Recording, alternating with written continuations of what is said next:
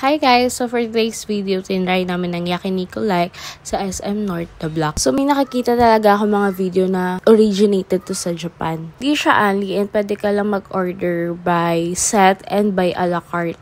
So here are their prices. May pagka-pricey siya pero masarap naman yung mga meat niya. So tingin ko sulit na rin siya.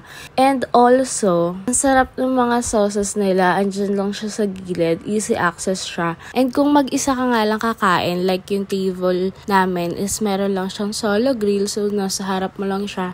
So, pwede ka na dyan magluto mag-isa, lalala, ganun. Pag wala kasama, loner ka, Pero meron din silang for group, like sa mga typical samgyeopsal na grill. Meron din silang malaking table and yun, magkakatabi kayo dun.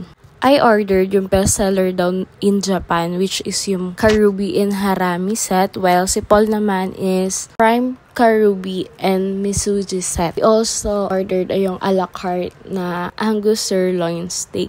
And the overall experience is okay naman siya. 9 out of 10. Wow! Sino ka para mag-rate? Pero yeah, balikan mo siya just to treat yourself. Delicious food, diba? Deserve mo naman yan eh. So, ayun lang. Try nyo na din. Bye! Thank you for watching!